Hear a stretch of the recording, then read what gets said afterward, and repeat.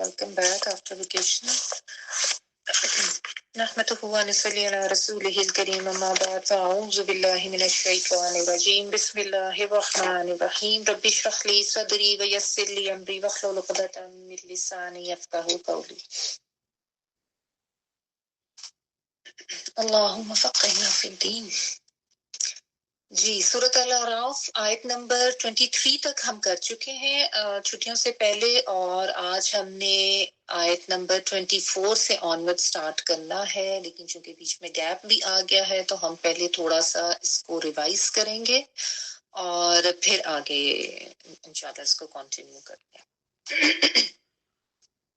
ہم لوگ قصہ آدم اور ابلیس پڑھے ہیں سورۃ الاعراف میں، کافی ڈیٹیل میں اس کو بیان کیا گیا ہے، اور جو آیات ابھی تک ہم نے پڑھی ہیں اس میں حضرت آدم علیہ السلام کی تخلیق کس طرح سے ہوئی، اور تخلیق کے بعد جو حکم دیا گیا فرشتوں کو کہ ان کو سجدہ کریں، اور وہ حکم اور اس حکم پر شیطان نے جو نافرمانی دکھائی اس کے بارے میں ہم نے پڑھا کہ فرشتوں نے تو سب نے سجدہ کر لیا، لیکن یہ جو ابلیس تھا اس نے سجدہ نہیں کیا، اور پھر جب اس سے اللہ تعالیٰ نے پوچھا کہ تم نے سجدہ کیوں نہیں کیا تو اس نے اپنے تکبر کا اظہار کیا، اور اس کو جو ایک حسد تھا انسان سے وہ اس کا سامنے آیا، اور اس نے کہا انا خیر منہ، کہ میں تو اس سے بہتر ہوں، خلقتنی من نار وخلقتہ من طین، کہ مجھے تو نے آگ سے بنایا ہے اور اس کو تو نے مٹی سے پیدا کیا۔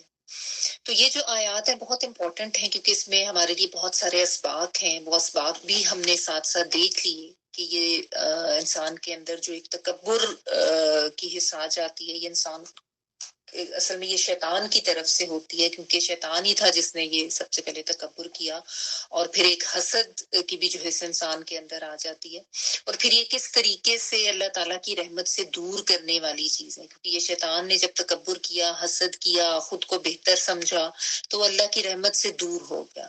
ایک تو یہ کہ اس نے خود ہی سے یہ قیاس کر لیا کہ میں بہتر ہوں، اور پھر یہ کہ کمپیریزنز میں پڑ گیا اپنے آپ کو کہ میں آگ جو ہوں سے بنا ہوں تو آگ بہتر ہے، اور یہ تو مٹی سے بنا ہوا ہے تو یہ کم تر ہے۔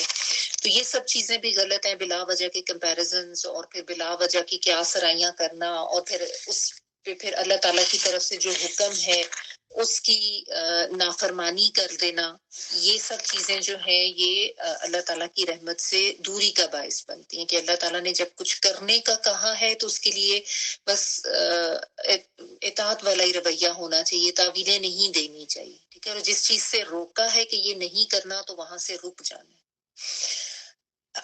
اچھا، تو ایک تو اس نے تکبر کیا اپنے اس حسد کی وجہ سے، اللہ تعالیٰ کی نافرمانی کی، حکم عدولی کی، اور اس کے بعد پھر یہ بھی اس نے کیا کہ اپنی غلطی کو مانا بھی نہیں، اکڑ گیا، اور اللہ تعالیٰ کو یہ کہنے لگا فَبِمَا أَغْوَيْتَنِي لَأَقْعُدَنَّ لَهُمْ صِرَاطَكَ الْمُسْتَقِيمَ، کہ تو نے جو مجھے گمراہ کیا ہے اس کی وجہ سے اب میں یہ کروں گا، معاذ اللہ، کہ اس نے اللہ تعالیٰ کو یہ کہہ دیا کہ میری گمراہی جو ہے وہ اس وجہ سے ہوئی ہے کہ تو نے مجھے حکم ایسا دیا تھا، ٹھیک ہے نا۔ تو یہ بھی ایک بہت ہی غلط رویہ ہے کہ انسان غلطی تو کر لے لیکن اس کے اوپر بجائے اس کے کہ نادم ہو، اس کے اوپر ایک تو اکڑنے لگ جائے، اپنی غلطی کا اعتراف نہ کرے، اور دوسرا یہ کہ وہ دوسروں کے اوپر الزام دھرے اپنی غلطی کو ماننے کی بجائے۔ اور پھر اس نے مزید حسد میں آ کے یہ بھی کہا کہ اب میں اس انسان کے پیچھے پڑوں گا اور میں اس کو بھٹکاؤں گا اور میں اس کے راستے پہ سیدھے راستے پہ بیٹھوں گا، اور پھر اس نے یہ بھی چیلنج کیا کہ میں سامنے سے بھی آؤں گا، پیچھے سے بھی، دائیں سے بھی، بائیں سے بھی، ہر طرف سے آ کے میں اس کے اوپر حملے کروں گا اور اس کو قابو کرنے کی کوشش کروں گا۔ لیکن وہ جو ہے اوپر اور نیچے کا راستہ کہنا بھول گیا، اوپر سے اللہ تعالیٰ کی رحمت آتی ہے، دعائیں اوپر جاتی ہیں، اور نیچے جو ہے وہ سجدہ انسان نیچے کی طرف کرتا ہے، تو یعنی اللہ تعالیٰ نے یہ راستے کھلے رکھے کہ انسان دعائیں کرے، سجدے کرے، عبادات کرے، اور اللہ تعالیٰ کی اوپر سے رحمت جو ہے اس کا نزول ہوتا رہے گا، اس چیز کو شیطان نہیں روک سکتا، ٹھیک ہے نا۔ تو یہ ہمارے پاس بہت اہم ہتھیار ہے اس کے ہتھ کنڈوں سے بچنے کے۔ اچھا، پھر یہ ہوا کہ جب اس طرح کا مکالمہ ہوا تو اللہ تعالیٰ نے اس کو کہا کہ تم یہاں سے چلے جاؤ، تم میری رحمت سے دھتکارے ہوئے ہو، دور کیے ہوئے ہو، اور جو بھی تمہاری پیروی کرے گا تو وہ تمہارے ساتھ ساتھ میں ان کو بھی جہنم میں ڈالوں گا. ٹھیک ہے. اور اس کے مطلب یہ اللہ تعالیٰ نے اس کو کہا، وہاں سے اللہ کی رحمت سے وہ دور ہوا. اور اس کے بعد اللہ تعالیٰ نے حضرت آدم اور حوا جو ہیں ان کو یہ کہا کہ تم اور تمہاری بیوی دونوں جو ہے اس جنت میں رہو، اور جہاں سے بھی دل چاہے تم کھاؤ پیو، لیکن صرف ایک درخت سے ان کو منع کیا گیا کہ اس کے پاس تم نے نہیں جانا. اب اسی کے حوالے سے شیطان نے ان کو بھٹکایا، ان کے دلوں میں وسوسے ڈالے، اور وہ چاہتا یہ تھا کہ ان کے اوپر جو ایک لباس ہے جو اللہ تعالیٰ نے ان کو تخلیق کرتے ہوئے ان کو پہنایا تھا، وہ لباس ان کے اوپر سے اتر جائے. کیونکہ ظاہر ہے وہ تو مطلب گرون اپ سی پیدا ہوئے تھے نا، تو اللہ تعالیٰ نے ان کو اول دن سے ہی ایک لباس دیا تھا، اور شیطان یہ چاہ رہا تھا کہ وہ لباس جو ہے وہ ان کا اتروا دے. ٹھیک ہے. اور اس نے کہا کہ تمہیں تو اللہ نے صرف اس وجہ سے اس درخت سے روکا ہے تاکہ تم ہمیشہ یہاں پہ رہنے والے نہ بن جاؤ، کہیں ایسا نہ ہو جائے تمہارا یعنی تمہیں ہمیشگی کی زندگی نہ مل جائے. تو اس نے پھر ان کو ورغلایا، بہکایا، قسمیں کھا کھا کے ان کو یعنی بہت پکا یقین اس نے دلایا کہ تم میری بات مان لو تو تم لوگ فائدے میں رہو گے، تو تم اس درخت کا پھل کھا لو. ٹھیک ہے. اچھا. اور بہت زیادہ ان کا خیر خواہ بن کے ان کے سامنے آیا. تو ہوا یہ کہ وہ دونوں جو ہیں وہ اس کے بہکاوے میں آ گئے. ٹھیک ہے. اور انہوں نے اس درخت کا پھل جو تھا وہ چکھ لیا، اور چونکہ اس سے ان کو منع کیا گیا تھا تو جو انہوں نے اللہ کی نافرمانی کر دی. تو اب اللہ کی نافرمانی کرنے کی وجہ سے ان کے ساتھ جو معاملہ ہوا وہ یہ ہوا کہ ان کے اوپر جو وہ ایک جنتی لباس تھا وہ ختم ہو گیا ایک دم، اور پھر وہ اپنے اوپر جنت کے پتے جو تھے ان کو چپکانے لگے. یہ بھی ایک فطری طور پر ہوتا ہے نا، کیونکہ ظاہر ہے اللہ تعالیٰ نے فطرت میں ایک شرم و حیا تو رکھی ہے. تو اب وہ جب ان کو ایک دم سے احساس ہوا کہ ایک وہ اریاں ہو گئے ہیں یا وہ لباس جو ہے وہ ختم ہو گیا، تو جیسا ہوتا نا کہ ارد گرد دیکھ کے جو بھی چیز سامنے آئی تو ان کو درخت کے پتے ملے تو وہی لے لے کے انہوں نے اپنے جسم پہ رکھ کے اپنے آپ کو چھپانا شروع کیا. تو اس سے بھی یہ پتہ چلتا ہے کہ یہ فطرت میں اللہ تعالیٰ کی طرف سے ودیت کیا گیا ہے کہ انسان جو ہے وہ اپنی جسم کو، اپنی شرم گاہوں کو چھپانے کی کوشش کرتا ہے. یہ صرف جو اپنی فطرت کو مسخ کر دیتے ہیں نا شیطان کے پیچھے جا کے، صرف ان کا ہی یہ معاملہ ہوتا ہے کہ وہ اس چیز سے بالکل ہی غافل ہو جاتے ہیں، ورنہ اللہ تعالیٰ کی طرف سے تو یہ فطرت میں شرم و حیا رکھی گئی ہے. ٹھیک ہے. اچھا. تو یہ ہوا، اور اللہ تعالیٰ نے اسی وقت پھر ان کو یہ بتایا بھی اور ان کو یہ سمجھایا بھی کہ دیکھو میں نے تمہیں کہا نہیں تھا کہ شیطان جو ہے وہ تمہارا کھلا دشمن ہے اور تم نے اس کی بات نہیں مانی. یعنی اللہ تعالیٰ نے ان کو پھر یہ باور کرایا کہ کیونکہ اللہ تعالیٰ نے ان کو جنت میں بھیجتے ہوئے یہ نصیحت کی تھی کہ شیطان تمہارا کھلا دشمن ہے، اور لیکن ظاہر ہے انسان میں یہ ہے کہ وہ شیطان کی بات میں آ جاتا ہے، یہیں سے یہ سارا آغاز ہوا. لیکن پھر اس کے بعد جو نافرمانی ان سے ہو گئی اور ان کے وہ جو سطر تھے وہ کھل گئے، تو اس کے بعد حضرت آدم اور حضرت حوا جو ہے ان کا رویہ کیا تھا کہ اللہ تعالیٰ نے ہی ان کو یہ دعا سکھائی، اور انہوں نے وہ دعا مانگی کہ ربنا ظلمنا انفسنا وان لم تغفر لنا وترحمنا لنکونن من الخاسرین، کہ ہمارے رب ہم نے تو اپنی جانوں پر ظلم کر لیا. یعنی اللہ تعالیٰ کی جب نافرمانی کرتا ہے انسان تو وہ اپنی جان کے اوپر ظلم ہی کر رہا ہوتا ہے. اور اگر تو نے ہمیں معاف نہ کیا، اگر تو نے ہم پہ رحم نہ کیا تو ہم تو خسارہ پانے والوں میں سے ہو جائیں گے.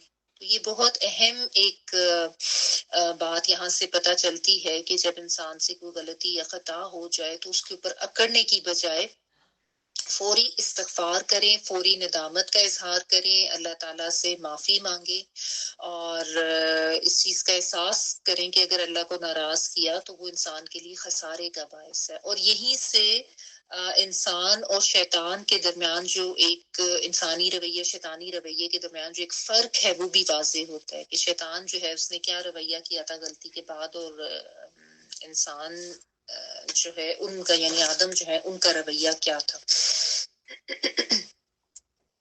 تو یہاں سے کچھ ایک ایسا کرتے ہیں، تھوڑا سا میں آپ کو نا خلاصہ سا کہہ لیں کہ وہ بھی بتا دیتی ہوں.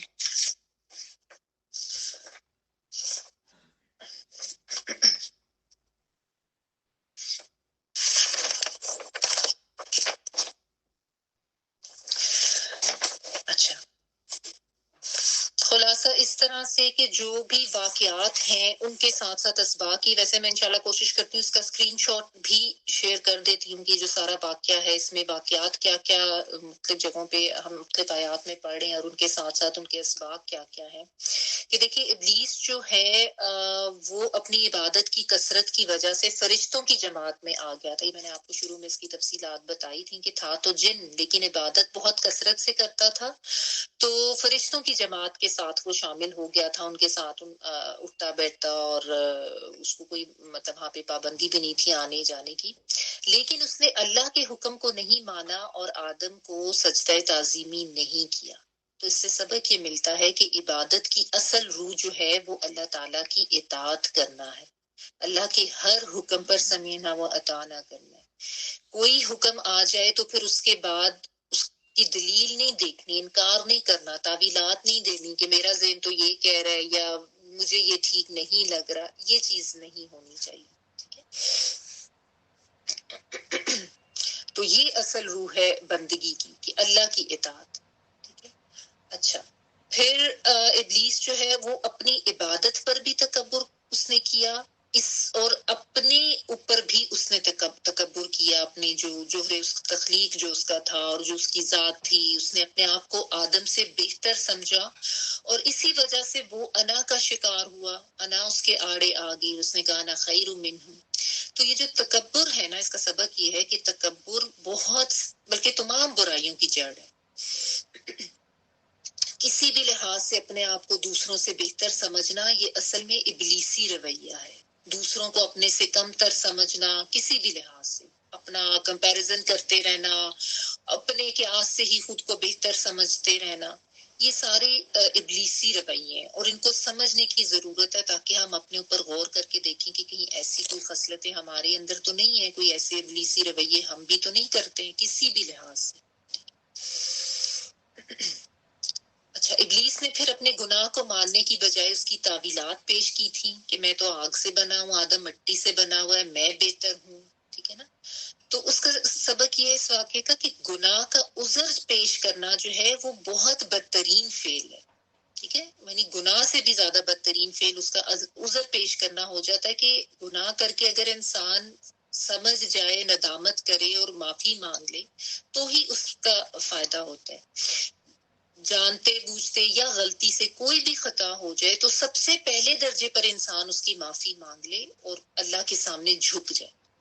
ٹھیک ہے نا، لیکن ابلیس جو ہے اس نے گناہ کی معافی بھی نہیں مانگی، وہ بڑا بھی بننا چاہا اس نے، تو کیا اس کے ساتھ ہوا کہ وہ اللہ کی لعنت کا شکار ہو گیا. تو اگر انسان گناہ کر لے، دیکھیں گناہ تو سب انسانوں سے ہوتے نا، کوئی اس سے مبرہ ہے ہی نہیں. یعنی کوئی انسان یہ دعویٰ کر ہی نہیں سکتا کہ جی اب تو میں ایسے لیول پہ پہنچ گیا ہوں کہ اب میں کوئی گناہ نہیں کروں گا، یا میں تو بڑا پارسا ہے. یہ تو کوئی بھی نہیں کر سکتا. سب انسان ہے، جیسے نبی صلی اللہ علیہ وسلم کی حدیث ہے کلو بنی آدم خطاء خیر الخطائین التوابون. تمام بنی آدم جو ہے وہ خطا کار ہیں، لیکن بہترین خطا کار وہ ہیں جو توبہ کرنے والے ہیں. یعنی تو جو توبہ کر لیتے ہیں وہ بہترین خطا کاروں میں سے، کیونکہ اللہ تعالیٰ ان کی خطائیں بھی معاف کر دیتے ہیں، ان کو بے رحم بھی کرتے ہیں. بلکہ جگہ پہ ہم نے یہ بھی پڑھا اب کہ اللہ تعالیٰ ان کی ان تمام برائیوں کو نیکیوں سے بدل دیتے ہیں. ٹھیک ہے نا، تو لیکن اگر انسان گناہ کر کے اس پر ندامت محسوس نہیں کرتا، اللہ تعالیٰ کے سامنے جھکتا نہیں ہے، عاجزی نہیں دکھاتا، معافی نہیں مانگتا، تو پھر یہ رویہ اس کو اللہ کی رحمت سے دور کر دینے کا سبب بن. ٹھیک ہے، کیونکہ بڑا وہ نہیں ہے جو اپنی نظر میں اپنا آپ اوپر خود قیاس کرتے ہوئے خود کو بڑا سمجھے. اللہ کی نظروں میں تو بڑا وہ ہے جو اللہ کے آگے جھک جائے، جو سرکش نہ ہو، جو بد اخلاق نہ ہو، جو متکبر نہ ہو. ٹھیک ہے، جھکنے والا، عاجز ہونے والا جو ہے وہ بڑا ہے اصل میں. اس کا یعنی مرتبہ ہے بڑا، اس کا مقام بڑا ہے. ٹھیک ہے، پھر دیکھیں کہ ابلیس جو ہے اس نے آدم کی بڑائی نہیں مانی، حالانکہ یہ فضیلت اللہ تعالیٰ کی دی ہوئی تھی، ٹھیک ہے، اور اللہ تعالیٰ کی طرف سے جو ایک مقام یا فضیلت اس انسان کو ملی تھی، اس سے وہ ابلیس حسد کا شکار ہوا۔ تو اللہ تعالیٰ کی طرف سے کسی کے اوپر کوئی انعام ہو، فضل ہو، کسی کی کوئی عزت مل رہی ہے، کامیابی مل رہی ہے، اور انسان اگر اس کو نہیں مانتا یا اس چیز پر اعتراض کرتا ہے، تو اصل میں اللہ تعالیٰ کی فیصلوں پر اعتراض ہے نا، اور اللہ تعالیٰ کی تقسیم پر اعتراض ہے۔ جبکہ انسان کی کیا حیثیت ہے کہ وہ اللہ کے فیصلوں یا اللہ کی تقسیم پر اعتراض کرے کہ فلاں کو یہ کیوں دے دیا، مجھے کیوں نہیں دے۔ اور اسی سے انسان پھر حسد کا شکار ہو جاتا ہے، اور حسد تو پھر ایسے نیکیوں کو کھا جاتا ہے جیسے آگ سوکھی لکڑیوں کو کھا جاتی۔ تو حسد سے بہت زیادہ بچنے کی ضرورت ہے۔ تو ہمیشہ اپنی جو ہے نا کمزوریوں پر، اپنی برائیوں پر نظر رکھیں، دوسروں کی اچھائیوں پر نظر رکھیں، اور اگر ان کو کچھ ان کے پاس اللہ کا کوئی فضل و نعم و اکرام کسی پر بھی نظر آئے کسی بھی صورت میں، تو اس پہ کڑنے کی بجائے کہ مجھے یہ کیوں نہیں ملا، اس کو کیوں مل گیا، اس کے لیے برکت کی دعا کریں، ٹھیک ہے نا۔ اگر کوئی چیز آپ کو خود چاہیے تو آپ اس کے لیے اللہ سے دعا کر لیں، لیکن کبھی بھی حسد کے جذبے کو نہ پلنے دیں اپنے اندر، یہ بہت برائیوں کی جڑ ہے۔ پھر یہ کہ ابلیس نے اپنے گمراہ ہونے کا الزام اللہ تعالیٰ پر لگا دیا، اور ڈھٹائی سے وہ اپنے گناہ پر جم گیا۔ تو اپنے کسی بھی غلط فعل کا الزام دوسرے پر لگانا یہ بھی ابلیسی رویہ ہے، جو کہ بہت زیادہ ہوتا ہے کہ انسان نہیں مانتا کہ میں نے نہیں کیا، یا تو فلاں نے کیا ہے، یا کر کے اس کی تعویلات دینا، دوسروں پہ الزام لگا دینا، دوسرے کے سر پہ ڈال دینا، اپنی جان چھڑانا، یہ بھی ابلیسی رویہ۔ اگر ہو گئی ہے غلطی تو اپنے غلطی کو، اپنے گناہ کو ایکسیپٹ کریں، کیونکہ جب انسان ایکسیپٹ کرے گا تو اس کو ٹھیک کرنے کی کوشش کرے گا، ایکسیپٹ ہی نہیں کرے گا تو پھر اس کو ٹھیک کرنے کی کوشش اس نے کیسے کرنی ہے؟ پھر تو وہ تعویلات ہی دے گا نا کہ نہیں میں نے تو یہ نہیں کیا، نہیں وہ تو اس وجہ سے ہوا، وہ تو فلاں نے مجھے بھٹکا دیا اور یہ کر دیا وہ کر دیا، تو پھر انسان آگے بھی نہیں جا سکتا، ادھر ہی رہتا ہے۔ اچھا پھر یہ ہوا کہ ابلیس خود تو گمراہ ہوا، بجائے اس کے کہ وہ خود اپنے آپ کو ٹھیک کرنے کی کوشش کرتا، ایک تو اس نے الزام تراشی کی، اور دوسرا اس نے جس سے اس کو حسد تھا نا، اس کو گمراہ کرنے کا عزم کر لیا کہ اب تو میں نے اس کو نہیں چھوڑنا، اب میں نے اس سے جو ہے وہ اپنی ایک دشمنی پکی بنا لینی ہے۔ تو انسان جب خود گمراہی کے راستے پر ہو اور وہ پھر دوسروں کو بھی گمراہ کرے، تو اصل میں وہ ابلیس کی معاونت کر رہا ہوتا ہے، یعنی خود بھی غلط کام کرنا اور دوسروں کو بھی اس کی طرف لے کے جانا، دوسروں کو بھی اس کی ترغیب دینا، یہ بھی جو ہے یہ ابلیس کا آپ کہہ لیں اس کا ساتھ دینے والی بات ہے، یہ ابلیس کے لشکر میں شامل ہونے والی بات ہے۔ تو اس چیز کو بھی چیک کرنا چاہیے۔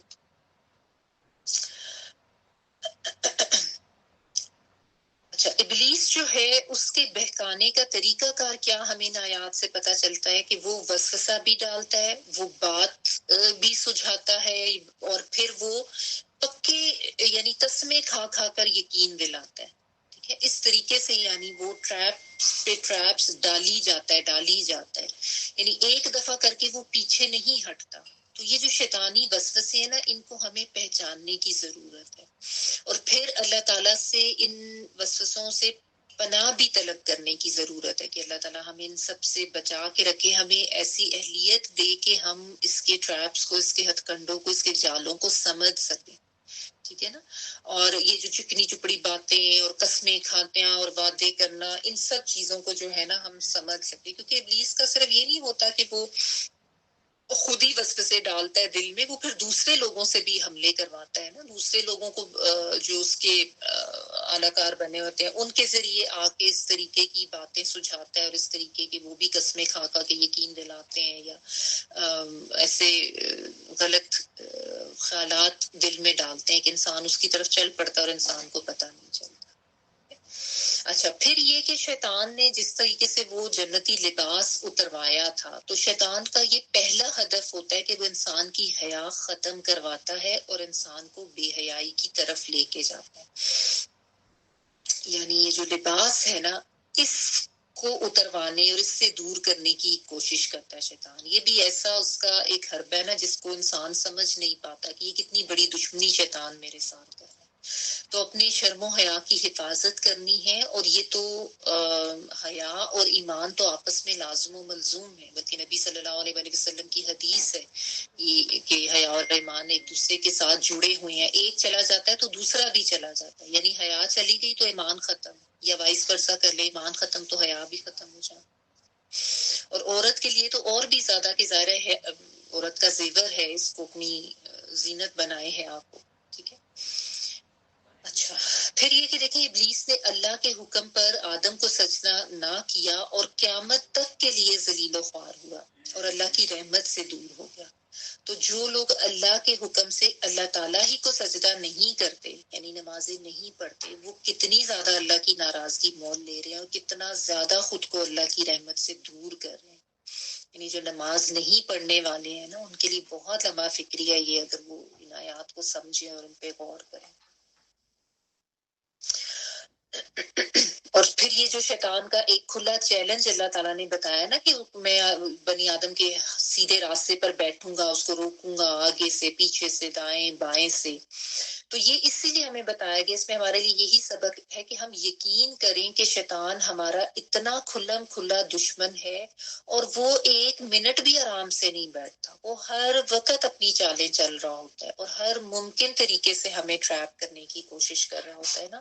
تو ایسا دشمن جو اتنا زیادہ فعال یا اتنا زیادہ ایکٹیو ہے ہمارے اگینسٹ، ہم اس کی طرف سے کیسے اس طرح غافل ہو کے بیٹھ جائیں کہ بالکل اس کے ہتھ کنڈوں کو نہ جانے نہ سمجھیں. تو پھر تو جتنا لا علم انسان رہے گا اور جتنا پرسکون ہو کے بیٹھا رہے گا اس کے ہتھ کنڈوں سے، اتنا زیادہ ہی وہ اس کے ٹریپ میں آتا رہے گا.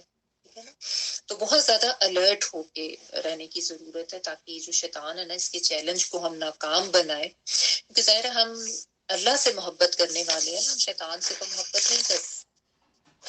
اب یہ جو شیطانی ہتھ کنڈے ہیں، ان سے بچنے کا لاہ عمل کیا ہو سکتا ہے، یہ بھی ہمیں پتا ہونا چاہیے نا.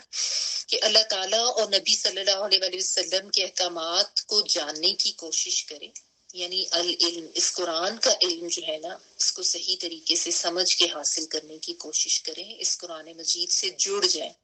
کیونکہ یہ اوپر سے بھیجا ہوا وہی کلام ہے نا، یعنی اللہ تعالیٰ کا کلام، اللہ تعالیٰ کی وہی جو اوپر سے بھیجی گئی ہے اور ہماری ہدایت کے لیے بھیجی گئی ہے. ٹھیک ہے نا. تو اس سے جڑ جائیں، پھر نبی صلی اللہ علیہ وآلہ وسلم کی سنت حدیث ان کا علم حاصل کریں، ان پہ جڑ جائیں، ان پر عمل کرنے کی کوشش کریں. ٹھیک ہے. اپنا وقت جو ہے نا اس کو اللہ کی رضا کے کاموں میں لگائیں. بیکار ذہن جو ہوتا ہے نا وہ بھی شیطان کا آپ کہہ لیں کہ شیطان کی آماج گاہ یا اس کی کام کرنے کی جگہ بن جاتا ہے. تو اپنے آپ کو بزی رکھنا چاہیے. ٹھیک ہے نا. اور جو بھی کام کر رہے ہیں اس کے لیے آپ نیت خالص کر لیں اللہ کے لیے، ورنہ یہ بھی شیطان وسوسے سے ڈلا کے نا نیت بھی خراب کرتا رہتا ہے. جب ہم نے یہ آگے پیچھے دائیں بائیں والی آیت پڑھی تو اس میں ہم نے بہت ڈیٹیل سے دیکھا تھا کہ وہ تو نیک کام میں بھی نیت خراب کرا دیتا ہے، اور کیسے وہ حملے کرتا ہے اور برائیوں کو کیسے اجاگر کر کے دکھاتا ہے، اور دنیا میں کیسے انسان کو غرق کرتا ہے اور آخرت کو کیسے بھلاتا ہے. تو ان سارے چیزوں سے نکلنے کا بھی بہترین طریقہ یہی ہے کہ انسان جب یہ قرآن مجید کو سمجھ کے پڑھتا ہے نا اللہ تعالیٰ کے احکامات، تو ہی اس کی آنکھیں کھلتی ہیں اور اس کو اصل حقیقت کا پتہ چلتا ہے. اور پھر ظاہر ایک شعوری کوشش تو چاہیے انسان کو گناہوں سے بچنے کے لیے. ٹھیک ہے نا. یہ نہیں کہ بس اللہ تعالیٰ چاہیں گے تو ہو جائے گا، اللہ تعالیٰ یہ نہیں چاہ رہے اس لیے نہیں ہو رہا، ایسا نہیں ہے. انسان کو اپنی شعوری کوشش کرنی ہے، عمل کرنا ہے. ٹھیک ہے. باقی ٹھیک ہے کہ انسان کی زندگی ہے، انسان کوشش کرتا رہتا ہے، پھر بھی کسی نہ کسی وقت شیطان آ جاتا ہے. جیسے ہی ہو انسان اگر اس کے نرغے میں آ بھی گیا، غلط کام کر بھی بیٹھا، فوراً ندامت، فوراً توبہ استغفار. پھر یہ کہ نیکی جو ہے نا اس کے موقع کو گوائے نہیں.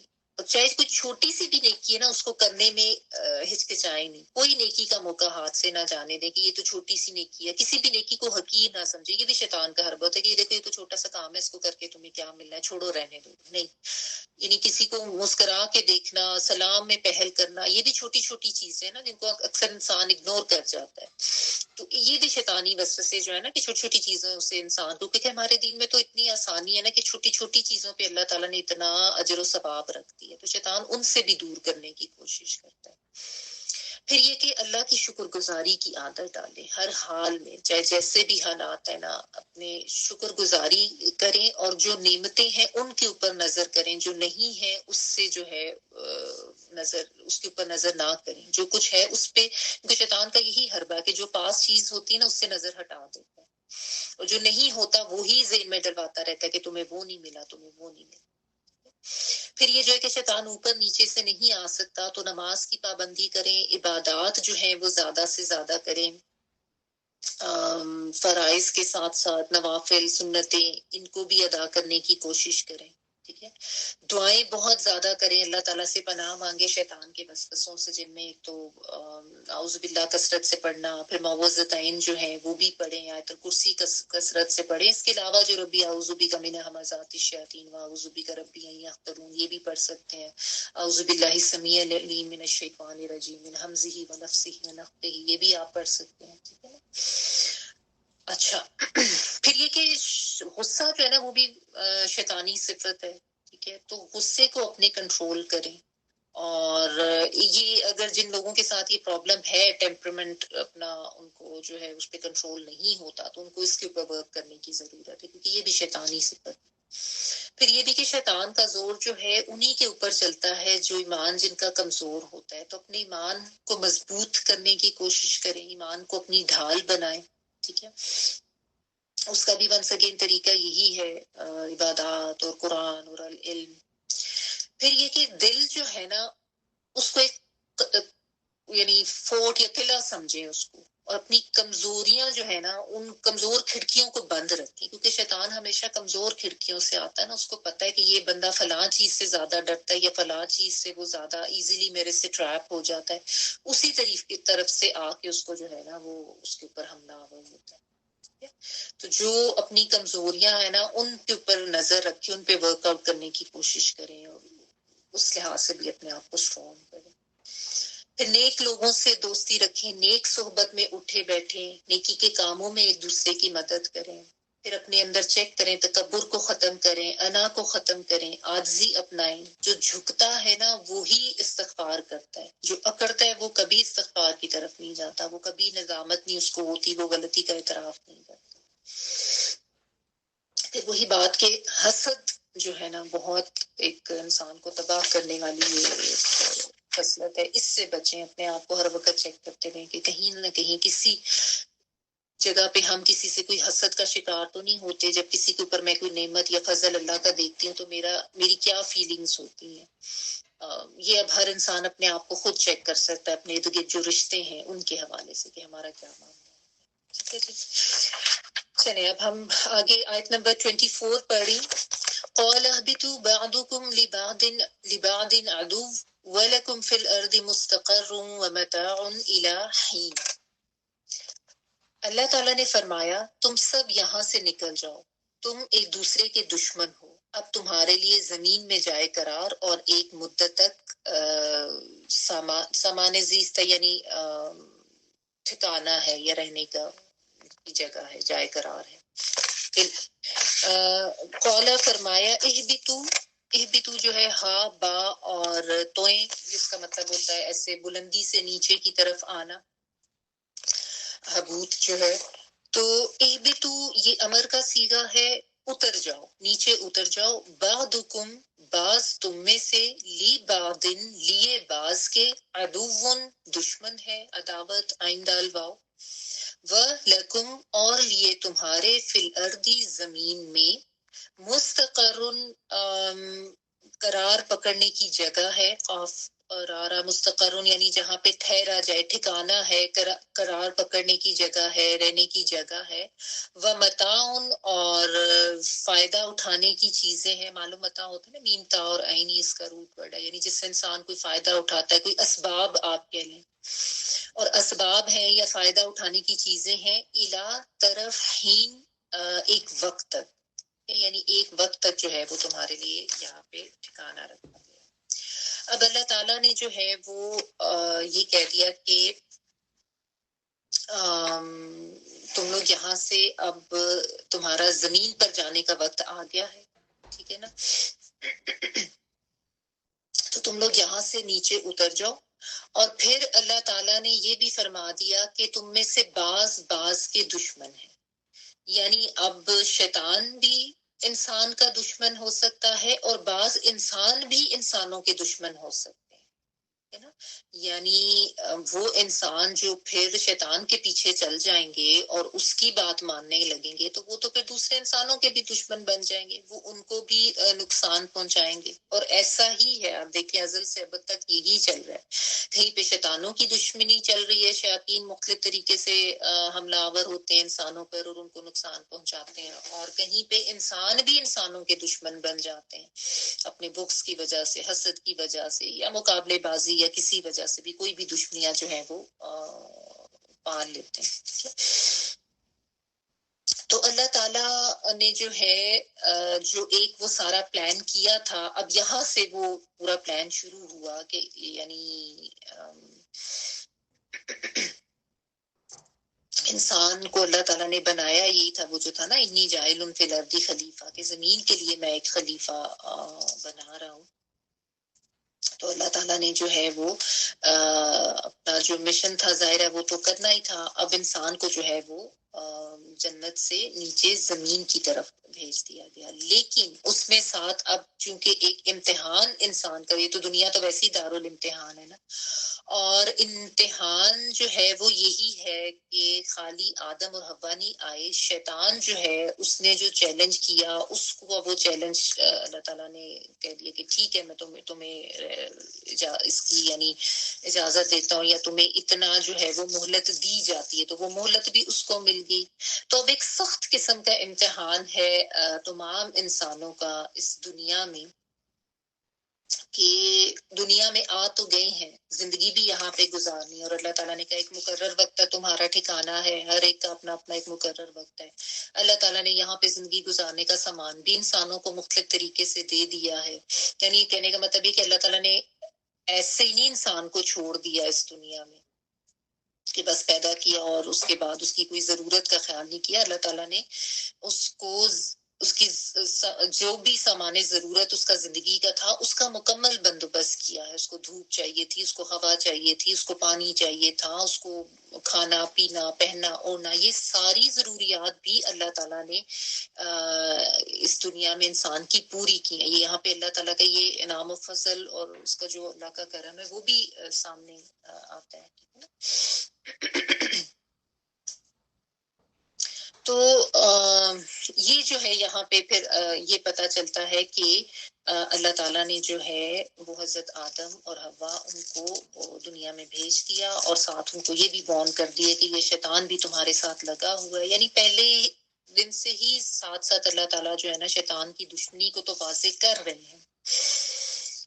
اچھا، اب اس میں پھر ایک چیز یہ بھی سمجھ لینی چاہیے کہ جب یہ انہوں نے دعا مانگی ربنا ظلمنا انفسنا کہ اللہ تعالیٰ ہم نے اپنی جانوں پہ ظلم کیا، تو اللہ تعالیٰ نے ان کو معاف کر دیا تھا.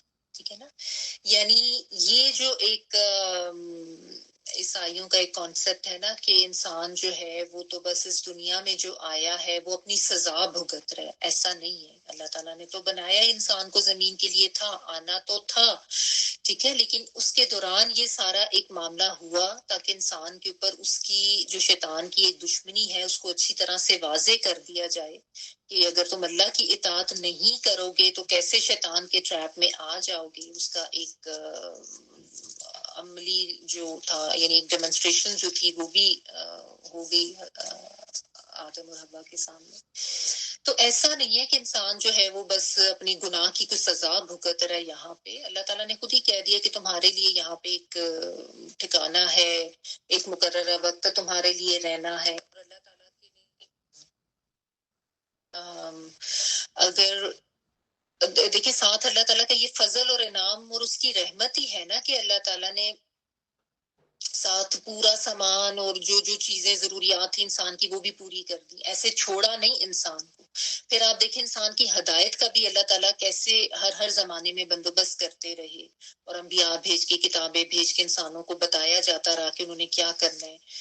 سزا ہوتی تو اس میں تو پھر انسان کو چھوڑ دیتے کہ جاؤ ٹھیک ہے جو مرضی کرو. تو ایسا نہیں ہے, اللہ تعالیٰ کا ایک پلان اسی طرح سے. ٹھیک ہے.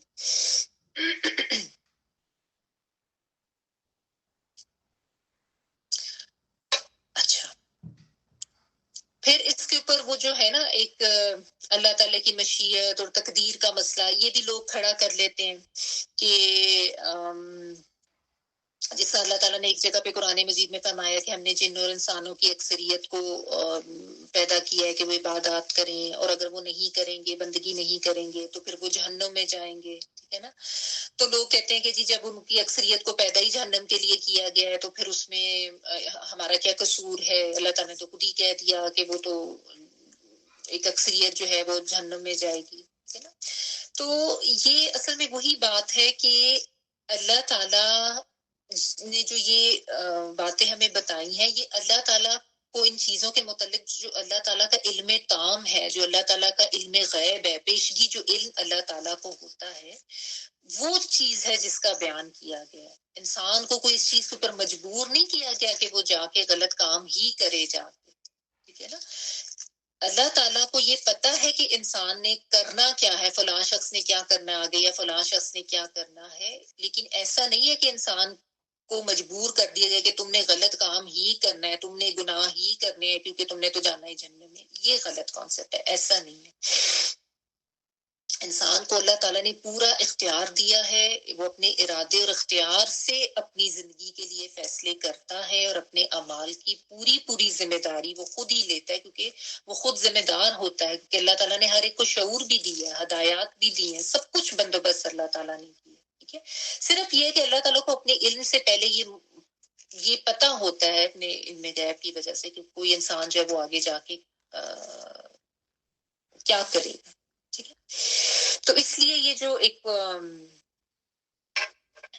یہ جو کانسیپٹ ہے نا کہ وہ یہ تو انسان کو تو بنایا ہی جہنم کے لیے, یا اتنی زیادہ تعداد نے جانا ہی جہنم ہے تو اس میں ہمارا کیا قصور ہے, یا فلاں نے تو جانا ہی, اس کو تو گناہ ملنا ہی تھا, اس نے تو گناہگار ہی بننا تھا, یہ بھی غلط بات ہے. یہ جو پیشگی علم اللہ کا ہے نا, اگر ہم اس کے حوالے سے سمجھ لینا, اس چیز کے اوپر اگر ہم نظر کر لیں, تو بہت سے جو یہ الجھنے ہیں نا لوگوں کو تقدیر کے فیصلے کے اوپر, یہ بھی ذرا ختم ہو جائیں گی کہ پھر ہم تو پھر ہو ہی نہیں سکتے نیک اگر ہم نے جانا ہی جہنم میں. یہ چیزیں جو ہے نا یہ بھی غلط کانسیپٹ. اچھا,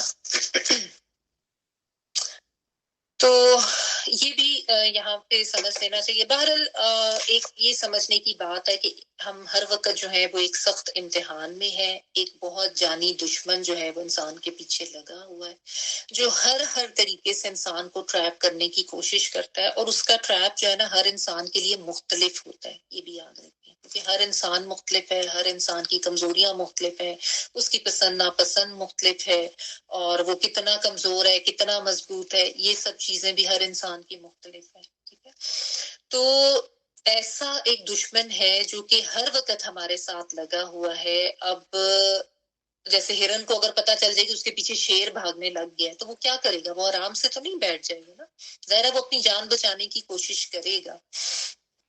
تو یہی چیز بس ہمیں ان آیات میں سمجھائی جا رہی ہے کہ تم نے کیسے ایک دوسرے کی جو دشمنی ہے اس کو سمجھنا ہے, کیونکہ شیطان تو انسان کا دشمن ہے ہی, وہ انسانوں کو بھی ایک دوسرے کا دشمن بنا دیتا ہے. بعضکم لبعض عدو. ٹھیک ہے. اور رہنا اس دنیا میں ہے, اور اس امتحان میں ہی رہنا ہے جس میں یہ ایک ازلی دشمن 24 گھنٹے ہمارے پیچھے لگا ہوا ہے, تو اس سے الرٹ ہو کے رہنا. ٹھیک ہے نا. اور یہ بھی کہ یہ دنیا جو ہے عارضی ہے, یہ بھی اس سے سبق ملتا ہے نا کہ آزمائش ہے اور عارضی دنیا, ایک خاص وقت تک اس میں رہنا, ہمیشہ نہیں رہنا. یہ مت سمجھ لو کہ یہ تمہارا ہمیشگی کا ٹھکانہ ہے, الاخین طرف ایک خاص مدت کے. تو اسی طرح سے اسی سوچ کے ساتھ اس دنیا میں رہا جائے کہ عارضی اور کچھ عرصے کے لیے, ٹھیک ہے نا. اچھا آگے دیکھیں, قال فیہا تحیون و فیہا تموتون و منہا تخرجون. اللہ تعالیٰ نے فرمایا اسی زمین میں تم زندگی بسر کرو گے, اسی میں مرو گے اور اسی سے دوبارہ نکالے جاؤ گے. قولا فرمایا فیہا, اس میں ارض کی جو بات آ رہی تھی نا اوپر والی آیت میں, تو ہاں سے مراد زمین. تحیونا تم جیو گے, تا تم والا, ہا یا حیات سے ہے, قوانون پلورل کا ہے. تحیونا تم جیو گے, وفیہا اور اس میں تموتونا تم مرو گے, ٹھیک ہے, موت سے. ومنہا اور اس میں سے تخرجون اخراج یعنی نکلنا, تم سب نکالے جاؤ گے, ٹھیک ہے. تا جو ہے ٹائم والا تم والا. تو اللہ تعالیٰ نے بس یہ بتا دیا کہ زمین پر ابلیس بھی ہے, اس کا سارا لشکر بھی ہے, اور پھر آدم اور اس کی اولاد بھی ہے, اور ان کے درمیان ایک یہ بحث آرائی جو ہے نا, یہ قیامت تک جاری رہے گی جب تک کہ یعنی وہ سور نہیں پھونکا جاتا, ٹھیک ہے نا. تو یہ ایک مارکا آپ کہہ لیں حق و باطل کے درمیان ہر وقت چلتے رہنا ہے, ٹھیک ہے نا. اور جو شیاطین ہے وہ حق سے دور لے جانے کی کوشش کریں گے, اللہ کی نافرمانی کرانے کی کوشش کریں گے, ٹھیک ہے. اور جو لوگ سمجھ لیں گے اس کے ٹریپس کو, وہ تو اس سے یا تو بچ جائیں گے, یا اگر ٹریپ ہو بھی جائیں گے نا تو بھی وہ اس سے نکلنے کی ہر ممکن کوشش کریں گے, ٹھیک ہے نا. لیکن جو اس کے پیچھے لگ جائیں گے وہ پھر سرکشی بھی کریں گے, وہ پھر گمراہی میں آگے سے آگے بڑھتے جائیں گے. اب اللہ تعالیٰ نے بتا دیا کہ تم نے یہیں پہ زندہ رہنا ہے, یہیں پہ تم نے مرنا ہے, اور پھر یہ حقیقت بھی واضح کرتی کہ زمین میں تم چلے جاؤ گے. ظاہر مرنے کے بعد انسان زمین میں اگر چلا جاتا ہے, دفنا دیا جاتا ہے, تو یہی سے نکالے بھی جاؤ گے. یہ بھی چونکہ اہل عرب کا آپ کو پتہ ہے کانسیپٹ, ان کو یہ سمجھ نہیں آتا تھا اور اس پہ بہت زیادہ اعتراض کرتے تھے کہ مر کے مٹی ہو گئی, ہڈیاں ہو گئی تو گل گئی, ختم ہوگی, تو کیسے نکالے جائیں گے. تو اس کو بھی اللہ تعالیٰ نے واضح کر دیا کہ یہیں پہ جینا ہے, تم نے یہیں پہ مرنا ہے, اور اس کے بعد جب قیامت آئے گی تو یہاں سے تمہیں نکال بھی لیا جائے گا. یعنی یہ جو تمہاری ایک تمہارا کانسیپٹ یہ بھی ہونا چاہیے کہ واپس اللہ تعالیٰ کی طرف جانا ہے, ٹھیک ہے نا. تو یہ احساس ہوگا, اس احساس کے ساتھ انسان اس عارضی دنیا میں زندگی گزارے. یہاں پہ ایک تھوڑی مدت تک ہے اور شیطان سے الرٹ ہو کے رہنا ہے, اور پھر مرنا بھی ہے تو دوبارہ یہاں سے نکل کے اللہ تعالیٰ کے سامنے حاضر ہونا ہے. تو یہ ایک چیز سمجھ گئی. یہاں پہ یہ رکوع کمپلیٹ ہو گیا. اس کے بعد آگے جب رکوع سٹارٹ, جو آیات سٹارٹ ہو رہی ہیں نا, اس میں آپ دیکھیں گے کہ بنی آدم کو اللہ تعالیٰ مخاطب کر کے نا باقاعدہ پکار کر وارن کریں گے, اور 4 دفعہ یہ پکار, یہ ندا اللہ تعالیٰ کی طرف سے آتی ہے. تو جب اس طرح ندا دے کے پکار کی کوئی بات کی جاتی ہے نا, تو وہ بہت زیادہ کوئی اہم بات ہوتی ہے. یعنی جیسے آپ ایک دوسرے سے یا بچوں سے بات کرتے ہوئے تو ویسے ہی کوئی بات شروع کر دیتے نا, اور ایک ہوتا ہے کہ آپ باقاعدہ نام لے کے پکار کے اس کی اٹینشن لینے کے لیے, because you are going to say some thing very important. تو جب آپ نے کوئی بہت اہم بات کرنی ہوتی ہے تو آپ پکار کے بات کرتے ہیں. تو یہاں پہ آپ دیکھیں یا بنی آدما, یا بنی آدما کہہ کے جو ہے نا اللہ تعالیٰ کچھ اہم احکامات دیں گے. تو اس میں پہلے کیا کہا جا رہا ہے, بہت امپورٹنٹ آیت ہے, یا بنی آدم قد انزلنا علیکم لباسا یواری سوآتکم وریشا ولباس التقوی ذالک خیر ذالک من آیات اللہ لعلہم یذکرون. اے بنی آدم, ہم نے تم پر لباس نازل کیا جو تمہاری شرمگاہوں کو ڈھانپتا ہے اور زینت بھی ہے, اور لباس تو تقوی کا بہتر ہے. یہ اللہ تعالیٰ کی نشانیوں میں سے ایک نشانی ہے, شاید کہ لوگ کچھ نصیحت حاصل کریں. یا بنی آدم, یا جو ہے حرف ندا ہے, پکارنے کے لیے آتا ہے. بنی آدم, اے بنی آدم, یعنی بنی ویسے تو آدم کے بیٹوں ہے, لیکن اس سے یعنی پوری نو انسانی مراد ہے, سب کو پکار کے جو ہے وہ ایک بات کہی جا رہی ہے. قد یقیناً انزلنا نازل کیا ہم نے علیکم تم پر لباسن لباس کو، لام با اور سین اس کا روٹ ورڈ ہوتا ہے، لباسا ہوتا ہے خلط ملط ہو جانا، چھپ جانا، تو وہ چیز جو بھی پہنی اوڑی جائے اور جو چھپانے کے لیے نہیں یوز ہوتی اس کو لباس کہتے ہیں۔ لباس یواری وہ چھپاتا ہے، یا جو آتا ہے ان والا وہ کے معنوں میں، وا را اور یا من ورائے ذالک آپ پڑھ چکے ہیں کہ اس کے پیچھے سے، تو چھپانے کے معنوں میں یہ آتا ہے، ٹھیک ہے۔ یواری جو چھپاتا ہے، اصل میں تو اس کا مطلب ہوگا وہ چھپاتا ہے، ٹھیک ہے۔ تو تم پر لباس نازل کیا وہ چھپاتا ہے سوآتکم تمہارے قابل شرم حصوں کو، سین واو حمزہ، سو جو ہے یہ برائی کے لیے آتا ہے، اور پہلے بھی جب یہ آیت میں آیا تھا تو میں نے آپ کو بتایا تھا کہ اس سے مراد یعنی ایسی چیز جس کو ظاہر کرنا جو اب انسان کو اچھا نہ لگے، یا انسان کو وہ چیز ظاہر کرنی جو ہے وہ بری لگ رہی ہے، ٹھیک ہے۔ تو اس وجہ سے یہ شرمگاہ کے لیے بھی آتا ہے، کیونکہ اللہ تعالیٰ نے فطری طور پر انسان کے اندر یہ چیز رکھی ہے کہ وہ اپنی شرمگاہ کو چھپاتا ہے، یا اس کو دکھانا اس کو پسند نہیں آتا، ٹھیک ہے نا۔ تو جس طرح میں نے آپ کو بتایا تھا کہ یہ ورڈ آپ لاش کے لیے بھی پڑھ چکے ہیں، حابیل اور قابیل کے واقعے میں سورہ المائدہ میں، سوءت اخی، کیونکہ وہ چیز بھی اب اس کو بری لگ رہی تھی نا، ٹھیک ہے، اس کو لاش کو بھی چھپایا جاتا ہے، ٹھیک ہے۔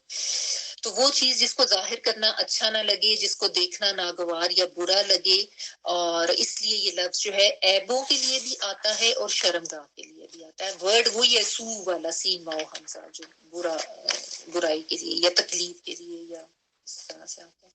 کم جو ہے یہ تم سب کی، تمہارے قابل شرم حصوں کو، وریش ریش جو ہے نا یہی اس کا روپ ہے، را یا شین، بیسیکلی یہ کہتے ہیں پرندے کے پر کو، فیدر جو ہوتا ہے نا بڑا ملائم سا نازک سا ہوتا ہے، ٹھیک ہے۔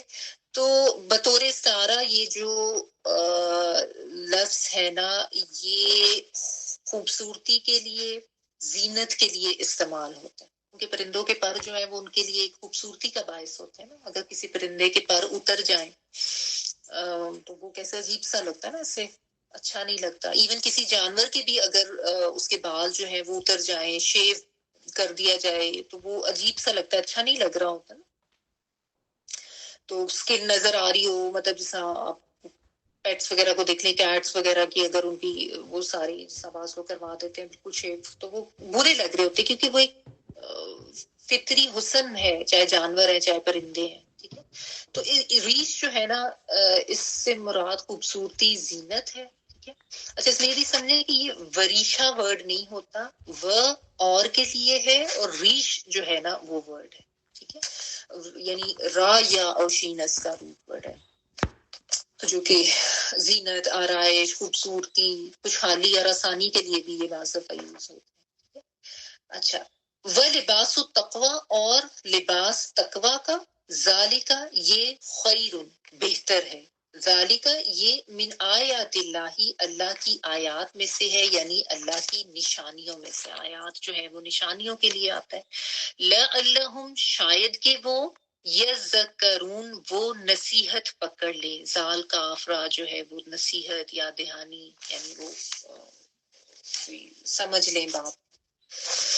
اچھا اب یہ بھی جو ہے آیت بہت امپورٹنٹ بھی ہے، اور اس میں جو باتیں ہیں سمجھنے کی وہ بھی بہت زیادہ اہم ہے، ان کو بھی ذرا ہم اچھی طرح سے سمجھ کے دیکھتے ہیں کہ دیکھیں اللہ تعالیٰ نے یہاں پہ کیا بتایا، بنی آدم کو ایک تو خطاب کیا جا رہا ہے نا، یعنی پکار کے بھی، جو میں نے ابھی بات کی تھی کہ کوئی امپورٹنٹ بات ہوتی ہے تو اس کے لیے پکار کے کہا جاتا ہے، نام لے کے۔ تو پکار کا ہی مطلب یہ ہے کہ کوئی امپورٹنٹ اہم حکم جو ہے وہ دیا جا رہا ہے، اور وہ کیا کہا جا رہا ہے کہ ہم نے تمہارے اوپر لباس کو نازل کیا ہے، ٹھیک ہے۔ ایک تو سب سے پہلی بات یہ کہ اللہ تعالیٰ نے انزل نہ کہا، اس چیز کو سمجھنا ہوتا ہے کہ ہم نے دیا ہے۔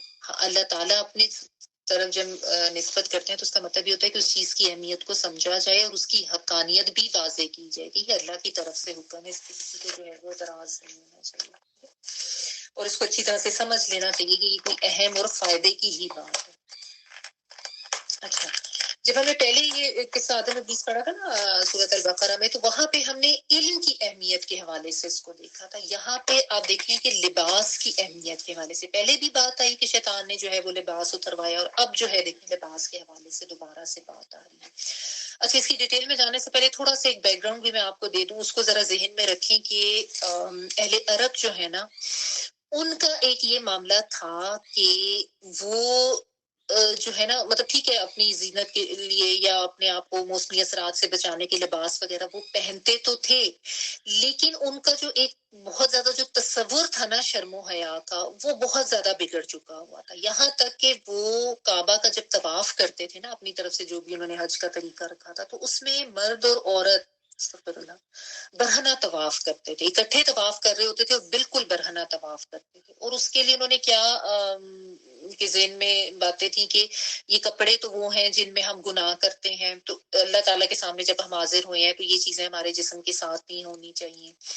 یا یہ کہتے تھے کہ انسان کو اللہ تعالیٰ نے جس حالت میں پیدا کیا ہے اسی حالت میں اللہ کے سامنے حاضر ہونا چاہیے. مطلب شیطان نے جو ہے نا کس کس طریقے سے ان کو ٹریپ کیا ہوا تھا اور کس کس طریقے کی غلط چیزیں ان کو سجھا دی تھی. ٹھیک ہے، تو یہ ان میں ایک بہت بڑی برائی تھی، اور اس کو وہ عبادت کا حصہ سمجھتے تھے، عبادت کے طریقہ سمجھتے تھے، اور اس کو اپنے یعنی کہہ لیں کہ اللہ کے حکم سے ہی منسوخ کرتے تھے، کہ ان کا یہ خیال تھا کہ یہ تو اللہ نے حکم دیا ہوا کہ میرے سامنے حاضر ہونا ہے تو اسی طرح سے حاضر ہونا ہے نا. اس کے علاوہ بھی ان میں یہ تھا کہ ایک دوسرے کے سامنے نہا لینا، قضائے حاجت کے لیے ایسے ہی بیٹھ جانا، کو اتنا زیادہ ان میں جو ہے نا اس طرح کا شرم و حیا کا کانسیپٹ اتنا اسٹرانگ نہیں تھا. تو یہ ایک بیک گراؤنڈ آپ ذہن میں رکھیں. لیکن یہ بات صرف اہل عرب کے لیے نہیں ہے، یہ تمام بنی آدم کو یہاں پہ جو اللہ تعالیٰ نے خطاب کیا نا، بنی آدم اس میں سب آ جاتے ہیں، جس میں کوئی مذہب کی قید نہیں، کوئی علاقے کی قید نہیں، سب کو پکار کے یہ بات کہی جا رہی ہے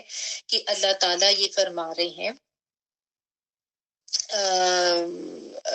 کہ ہم نے اس لباس کو نازل کیا ہے. ٹھیک ہے نا. اچھا، اور اس کو بھی مختلف طریقے سے مفسرین نے ایکسپلین کیا ہے. انزلنا سے مراد کیا ہے، لباس اتارنے سے کیا مراد ہے، کہ ایک تو اس کا مطلب یہ ہے کہ لباس پہننے کا حکم اللہ تعالیٰ کی طرف سے اتارا گیا. ٹھیک ہے، کہ یہ تم نے اپنے جسم کو جو ہے وہ ڈھانپنا ہے، یہ لازم کیا گیا، یہ حکم اللہ تعالیٰ کی طرف سے اتارا گیا. ایک اس کا مطلب یہ بھی اس طریقے سے بھی اس کو ایکسپلین کیا گیا ہے کہ جن چیزوں سے لباس بنتا ہے، وہ ذرائع، وہ وسائل، وہ سب اللہ تعالیٰ نے ہی آسمان سے اتارے. یعنی اب یہ کاٹن کا لباس ہے تو کاٹن کہاں سے؟ پودوں سے آتی ہے، تو اللہ تعالیٰ نے آسمان سے بارش برسائی، زمین سے وہ پودا نکلا، تو یہ سب اللہ تعالیٰ ہی کی تخلیق ہے نا. تو اللہ تعالیٰ نے ہی یہ جو وسائل یا ذریعے ہیں وہ بنائے ہیں جن سے لباس جو ہے وہ تیار کیا جاتا ہے. ٹھیک ہے. اچھا، اور ایک اس کا مطلب یہ بھی بنتا ہے کہ یہ جو شعور ہے نا لباس پہننے کا، یہ اللہ تعالیٰ کی طرف سے انسان کی فطرت میں ڈالا گیا ہے. یعنی انسان کو اللہ تعالیٰ نے الہام کیا ہے کہ تم نے جو ہے اپنی جسم کو چھپانا ہے. اور واقعی یہ ایک فطری احساس ہوتا ہے انسان کے اندر،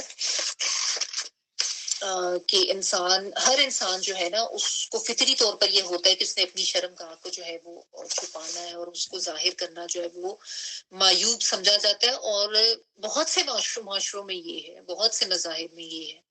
اب یہ وہی بات ہے کہ شیطان کے پیچھے لگ کے، اس کی باتوں میں آ کے اور اس کے ٹریپس میں پھنس کے انسان نے اپنی فطرت کو مسخ کر لیا، اور یہ جو ایک فطری تقاضا تھا اس کو بھول گیا. جیسا میں نے ابھی آپ کو اہل عرب کی مثال دے کے سمجھایا کہ ان کو بھی شیطان نے اس طریقے سے ٹریپ کر لیا تھا. کیوں؟ کیونکہ اللہ تعالیٰ نے پہلے ہی ہمیں بتا دیا کہ اس کا سب سے پہلا حربہ جو ہے وہ یہی ہے کہ وہ انسان کو بے لباس کرے، اس طریقے سے اللہ کی نافرمانی کی طرف لے کے جائے، اور پھر وہ اس کو دیگر اور برائیوں میں بھی پڑوا دیتا. یہی کیا تھا اس نے آدم اور حوا کے ساتھ بھی، کہ ان کو کہا کہ تم اللہ کی نافرمانی کرو کی، اور ان کے جو ہے وہ لباس کھل گئے. اور یہی چیز اب اللہ تعالیٰ یہاں پہ ایک اس کی جو ایک دشمنی انسان کے ساتھ ہے نا، ایک خاص قسم کی، اس کو واضح کر رہے ہیں اللہ تعالیٰ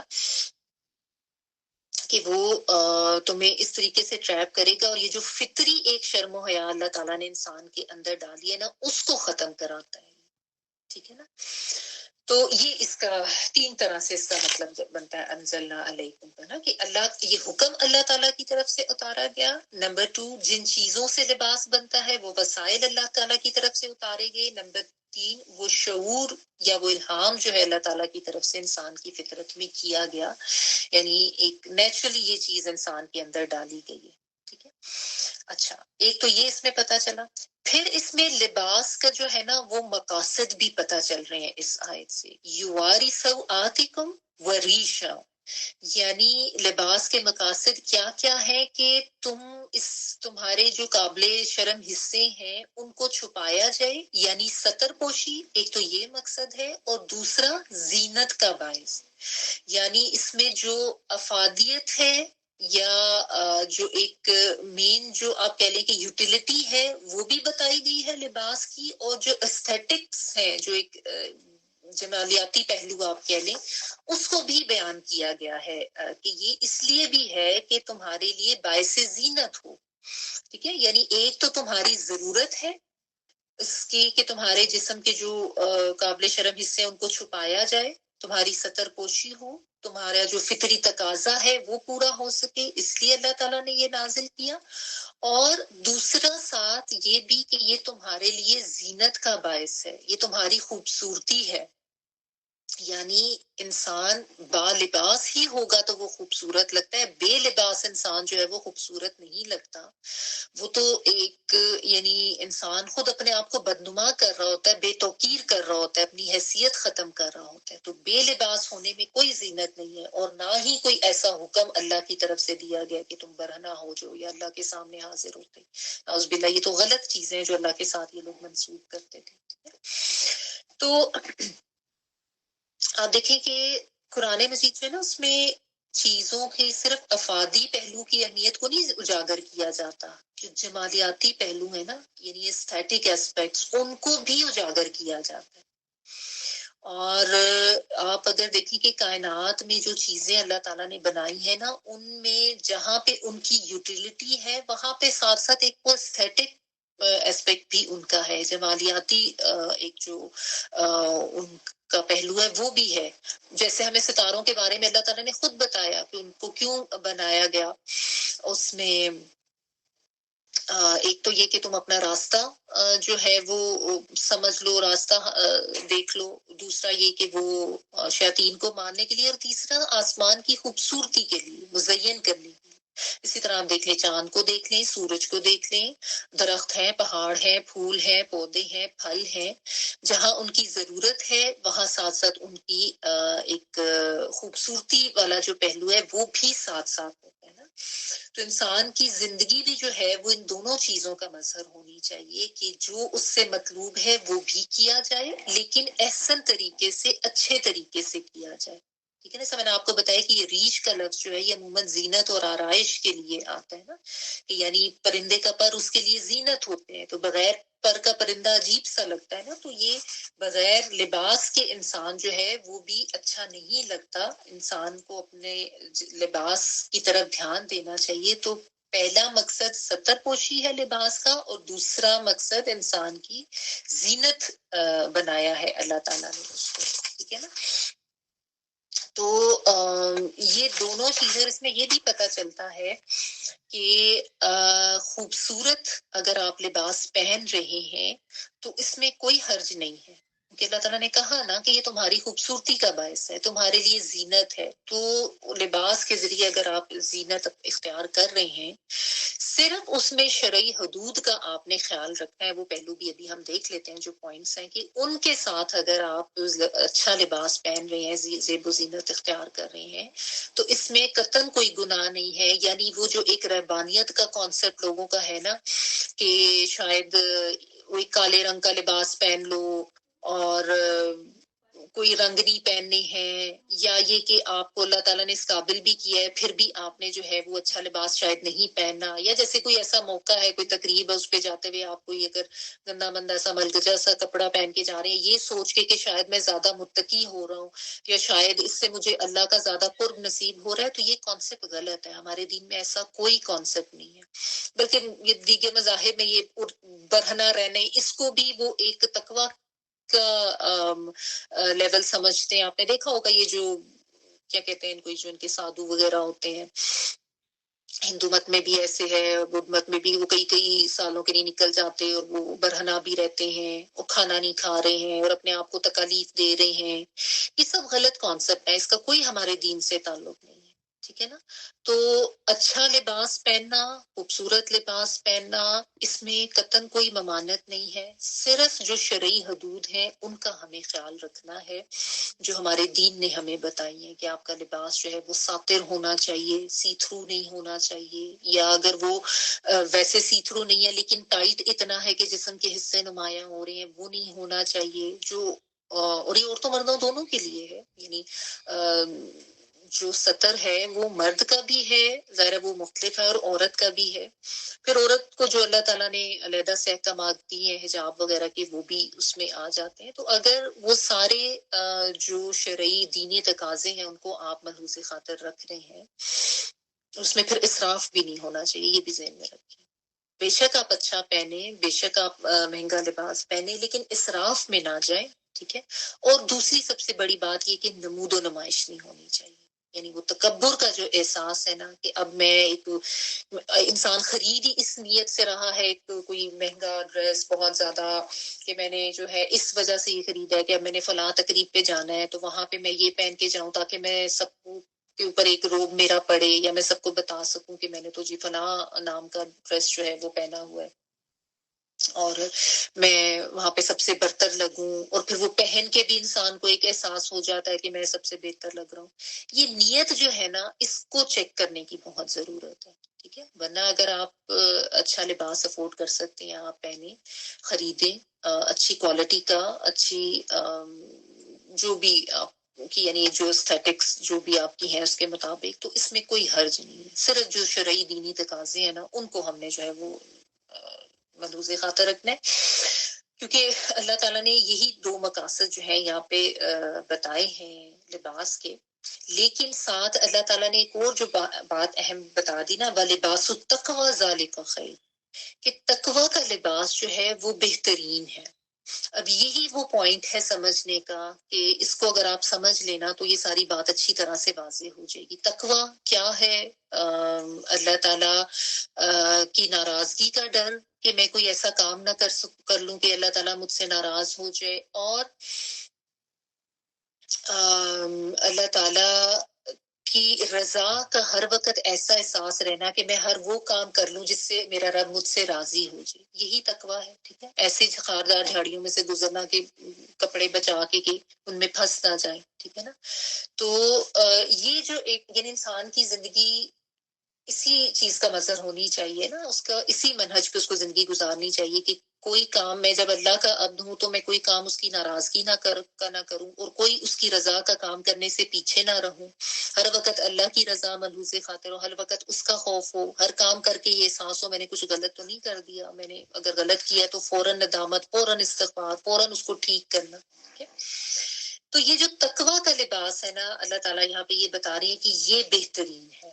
یعنی ایک تو ظاہری لباس ہے جو ہم اپنے جسم کے اوپر پہنتے ہیں، اور ایک یہ باطنی لباس ہے. تقویٰ دل میں ہوتا ہے نا، نبی صلی اللہ علیہ وآلہ وسلم نے بتایا تھا تقویٰ ہا ہونا، دل کی طرف اشارہ کر کے. تو یہ تو دل کی کیفیت ہے نا، جس کا تعلق ایمان سے ہوتا ہے. جتنا زیادہ ایمان ہوتا ہے اتنا زیادہ تقویٰ ہوتا ہے. تو ظاہری لباس جو ہے وہ انسان کے جسم کو ڈھانپتا اور اس کو ظاہری طور پر اس کی زینت اس کو بخشتا ہے. اور یہ جو باطنی لباس ہے تقویٰ کا لباس، یہ انسان کے باطن کو خوبصورت بناتا ہے. ٹھیک ہے نا؟ اگر انسان کا باطن خوبصورت ہوگا تو وہ جو ہے وہ صحیح طور پہ یعنی وہ باہر بھی اس کی خوبصورتی آئے گی. ٹھیک ہے؟ یعنی آپ یہ سمجھ لیں اس کو، اب یہ تقویٰ میں تو بہت سی چیزیں آ جاتی ہیں نا، کہ فرض کریں آپ نے ویسے تو لباس بہت اچھا پہنا، ساتر بھی تھا، خوبصورت بھی تھا، لیکن وہی بات کہ آپ نے اللہ کے احکامات جو ہیں ان کی طرف دھیان نہیں دیا، آپ کے دل میں اس لباس کو پہن کے تکبر آ گیا، یا نمود و نمائش آ گئی، یا آپ اسراف میں پڑ گئے، یا آپ نے دوسروں کو اپنے سے کمتر سمجھنا شروع کر دیا، تو ظاہر ہے وہ تقوی والی بات تو نہ ہوئی۔ تو آپ نے باہری یعنی ظاہری طور پہ تو اچھا لباس زیبتن کیا ہوا ہے، لیکن تقوی کا لباس اندرونی طور پر نہیں ہے، ٹھیک ہے۔ اسی طرح آپ نے لباس تو بہت اچھا پہنا ہوا ہے، اب بڑے اچھے بھی لگ رہے ہیں، لیکن اخلاق اتنا برا کہ جس طرح وہ ہوتے ہیں نا، چلے خواتین ہے تو اسی ایگزامپل سے ہم سمجھتے ہیں کہ وہ مطلب بعض ہوتا ہے خواتین میں کہ وہ دوسروں کے لباس کے اوپر تنقید کرنا یا مذاق اڑانا شروع کر، وہ دیکھو فلانے نے کیا پہنا ہوا ہے، وہ دیکھو اس نے وہ کیسے تیار ہوئی ہوئی ہے، اس کو تو یہ ڈھنگ نہیں ہے، اس کو تو یہ تمیز نہیں ہے، اس قسم کی باتیں سنتے ہیں نا ہم اکثر، جب اسپیشلی جب کوئی گیدرنگ ہوتی، تو آپ کی وہ ساری خوبصورتی تو ختم ہوگی نا، اگر آپ میں اخلاق ہی نہیں تھا، اندر وہ تقوی ہی نہیں تھا اللہ تعالیٰ کا، کہ میں کیسی باتیں کر رہی ہوں، یا میں کیسے کسی کو لیٹ ڈاؤن کر رہی ہوں، یا کیسے وہ حدود کراس کر رہی ہوں۔ تو یہ چیز اللہ تعالیٰ یہاں پہ سمجھا رہے ہیں کہ تقوی کا جو لباس ہے وہ بہترین لباس ہے۔ یعنی اگر کوئی فرض کریں کہ زیادہ اچھا لباس کوئی افورڈ نہیں بھی کر پا رہا، لیکن اس کے اندر اللہ کا تقوی ہے، وہ ایک متقی انسان ہے نا، تو اس کے پاس بہترین لباس موجود ہے، اس کے اوپر اللہ تعالیٰ کی بہترین رحمت اور فضل موجود ہے، کیونکہ تقوی انسان کی زندگی میں ہوگا تو انسان جو ہے وہ بچ بچ کے زندگی گزارتا ہے اور صحیح طریقے سے زندگی گزارتا ہے، پھر اس کی نظر اللہ تعالیٰ کی مرضی پر رہتی ہے، اللہ تعالیٰ کو خوش کرنے پہ رہتی ہے، لوگوں کو خوش کرنے یا ان کو امپریس کرنے پہ نہیں رہتی۔ اور پھر ظاہر ہے اللہ تعالیٰ کا خوف جب ایک دل میں رہتا ہے تو پھر انسان شیطان سے بھی بچتا ہے نا، شیطانی کاموں کی طرف بھی نہیں جاتا، اور شیطان کے جو ہتھ کنڈے ہیں ان سے بھی اپنے آپ کو بچانے کی کوشش کا، یہ ساری شیطانی سوچیں نا، تکبر، یا کسی کو اچھا لباس پہنے دیکھ لیا آپ نے، خود بھی اچھا پہنا ہوا تھا، اس سے حسد میں مبتلا ہو گئے، تو وہ بھی ظاہر ہے وہ اللہ کا تقوی نہیں تھا۔ اور یا یہ کہ آپ نے لباس تو پہن لیا لیکن جسم جو ہے اس کو وہ صحیح طریقے سے ڈھک نہیں رہا تھا، صحیح طریقے سے ساتر لباس نہیں تھا، تو وہ بھی ظاہر ہے اس میں یہی ہے کہ تقوی کا لباس جو ہے وہ نہیں ہے پورا۔ تو یہ چیزیں جو ہے نا اس میں اب تقوی کے لحاظ سے تو بہت سے پوائنٹس اس میں آ جاتے ہیں نا، کیونکہ شیطان جو ہے اس نے انسان کو بے لباس ہونے کے عمل کو اٹریکٹیو بنا دیا نا، اور اس نے انسان کا وقار اور اس کی زینت اس سے چھین لی ہے، وہ تقوی ختم کراتا ہے نا اللہ کا، تو سب سے پہلا حملہ وہ یہی کراتا ہے کہ اس کو کہتا ہے کہ دیکھو یہ تو سب کر رہے ہیں، اتنا سا کر لو، یہ تو فیشن ہے نا، اتنا تو جائز ہے، وہ کرتے کرتے کرتے آج آپ دیکھیں کہ ہمارا مسلم معاشرے میں بھی آج کیا لباس ہو گئے، خواتین مرد دونوں کی، بالخصوص خواتین، کیونکہ ظاہر ہے ان کے اوپر زیادہ ہے ایک ایکسٹرا یعنی ذمہ داری، تو وہ دوپٹے اترے، سلیوز اتری، شلواریں اوپر چڑھی، اور اب آہستہ آہستہ تو بہت ہی زیادہ یعنی بالکل وہ ایک سینس ہی ختم ہو گئی ہوئی ہے بالعموم اگر آپ دیکھیں، تو یہی شیطان کا ہتھ کنڈا اور یہی اس کا ٹریپ ہے جس کو لوگ سمجھ نہیں پاتے، کہ اللہ تعالیٰ نے یہی جو پہلے بات کی نا کہ تمہارے جسم کے حصوں کو چھپائے اور تمہارے لیے زینت ہو، تو بے لباس ہونا کوئی خوبصورتی یا اٹریکشن یا کوئی فیشن یا اس میں کوئی کامیابی نہیں ہے، چاہے کسی طریقے سے بھی اگر جسم کے حصوں کی نمائش کی جا رہی ہے نا، جس کو شیطان نے اتنا اٹریکٹیو بنا دیا ہوا، تو یہ غلط ہے، یہ کانسیپٹ ہی غلط ہے، اسی کو سمجھنے کی ضرورت ہے، ٹھیک ہے۔ ونس اگین وہی بات کہ آپ اپنے لباس کو خوبصورت بنا سکتے ہیں، خوبصورت لباس پہن سکتے ہیں، شرعی تقاضے بس پورے ہونے چاہیے، ٹھیک ہے نا، اور اصل خوبصورتی جو ہے وہ تقوی کا لباس پہننے میں ہے، اللہ کا ڈر اختیار کرنے میں ہے، اوپر اوپر سے آپ نے لبادہ اوڑھ بھی لیا لیکن اندر سے اپنے اخلاق کو نہ سنوارا، اندر سے اللہ کا کوئی خوف ہی نہیں تھا، یا دل کے اندر نفرتیں، کدورتیں، حسد، تکبر، یہ سب چیزیں تھی، تو اس کا تو کوئی فائدہ نہیں ہے، ٹھیک ہے۔ اسی طرح سے بعض لوگ یہ بھی سمجھتے ہیں کہ شاید وہ دین جو ہے وہ بھی اتنے زیادہ لبادے اوڑھنے کا نام ہے، تو وہ ان کا سارا فوکس جو ہوتا ہے وہ یہی ہوتا ہے کہ وہ لبادہ ایک اس طرح کا ہونا چاہیے یا ڈریس ایک اس طرح کا مخصوص ہونا چاہیے. وہ اپنے آپ کو مذہبی ایک خاص وہ ظاہر کرنے کے لیے ان کا یہ کانسیپٹ ہو جاتا ہے بعض لوگوں کا کہ شاید یہ ایک مخصوص لباس ہم پہنیں گے تو ہی ہم مذہبی نظر آئیں گے. اور اس میں ہم اس غلط چیز کی طرف چلے گئے کہ ہم نے دوسروں کے کلچرل جو لباس تھا اس کو مذہبی لباس سمجھ کے اپنے اوپر بھی اس کو لازم کرنے کی کوشش کی اور پھر ہم دوسروں کے اوپر بھی اس کے اوپر زور زبردستی اس کو لازم کرنے کی کوشش کرتے ہیں. اور ہم یہ سمجھتے ہیں کہ اگر اس نے یہ لباس نہیں پہنا ہوا تو یہ تو مسلمان ہے ہی نہیں, اس کو ہم ایمان سے بھی خارج اور بالکل اس کو ایک پرلے درجے کا مسلمان کہتے ہیں, یا بلکہ کہتے ہیں کہ یہ تو صحیح انسان ہے ہی نہیں. ٹھیک ہے نا. یہ جو لباس و تقوی ہے نا, اس کے اندر بہت سے پوائنٹس آ جاتے ہیں. ٹھیک ہے نا. تقوی کا لباس وہ مانوی لباس ہے جو اندر کی سوچ کو بدلتا ہے, جو انسان کے اندر اللہ کا خوف پیدا کرتا ہے, اللہ کی اطاعت پہ لے کر آتا ہے, انسان کے اندر ایمان کی خوبصورتی کو لاتا ہے, کیونکہ ایمان سے ہی دل خوبصورت ہوتا ہے نا. لیکن سچا خالص ایمان جس میں اللہ کی محبت ہو, اللہ کی ناراضگی کا ڈر ہو, جس میں اللہ پہ توکل ہو, اللہ کے حکم کو ماننے کے کا احساس ہو کہ بس یہ کہہ دیا اللہ نے تو یہ میں نہیں کرنا ہے, اب اس پہ تعویلات نہیں دینی. ٹھیک ہے نا. اور جس کی وجہ سے انسان کے اندر عاجزی آئے, کوئی تکبر نہ آئے, دوسروں کے لیے خیر خواہی ہو. یہ سارے وہ جذبات ہیں جو انسان کو اندر سے خوبصورت بناتے ہیں نا. بٹ انفارچونیٹلی ہمارے ہاں اکثریت یہی ہے کہ باہر کی خوبصورتی پر بہت زور دیا جاتا ہے, اور لوگ بھی اسی کو خوبصورت سمجھتے ہیں جو باہر سے بڑا ٹپ ٹاپ ہوتا ہے نا. اندر کی خوبصورتی کی طرف کوئی دھیان ہی نہیں دیتے, یا کسی کی اندرونی خوبصورتی کے اوپر لوگوں کی نظر ہی نہیں جاتی. ٹھیک ہے نا. ظاہری لباس لوگوں کے سامنے بے شک انسان کو معزز و خوبصورت بناتا ہے, لیکن جو اندر کا تقوی کا لباس ہے نا وہ اللہ کا مقرب بناتا ہے انسان کو. اللہ کے سامنے انسان کی تکریم اور عزت ہوتی ہے. ٹھیک ہے نا. اور یہ وہی بات ہے کہ اگر دل میں ایمان ہوگا, خالص ایمان, تو ہی یہ لباس و تقوی انسان کے اندر ہوگا. ٹھیک ہے نا. تو وہی بات ہے کہ ایمان اپنا زیادہ سے زیادہ بڑھانے کی کوشش کریں, جتنا ایمان ہوگا اتنا تقوی جو ہے وہ بڑھتا ہے. یعنی بھی آپ اس میں دیکھیں کہ ایک تو پہلے یوٹیلیٹی کا اسپیکٹ بتایا گیا, پھر اس کے بعد ایستھیٹکس کا اسپیکٹ بتایا گیا, اور اس کے بعد اب اسپرچل اسپیکٹ بتایا گیا. یعنی ایک افادیت کا پہلو, پھر جمالیاتی پہلو, اور اس کے بعد روحانی پہلو بھی بتایا جا رہا ہے. اب دیکھیں کتنا بیلنس حکم ہمیں اللہ تعالیٰ کی طرف سے آتا ہے. یعنی سارے اسپیکٹس اس میں آ جاتے ہیں نا, کہ تمہارے یعنی ایک وہ جو ایک روحانی اس کا پہلو ہے وہ نظر انداز نہ ہو جائے انسان سے, کہ اوپر اوپر کی طرف تو بہت دھیان دے دیا اور اندر کا جو لباس ہے اس کی خوبصورتی کی طرف دھیان ہی نہیں دیا.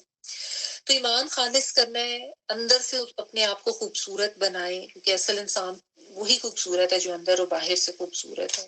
حضرت ابن عباس کا ایک قول ہے کہ اللہ کا خوف اور عمل صالح ہی دراصل لباس و تقوی ہے. ٹھیک ہے, قول ہے ان کا یہ.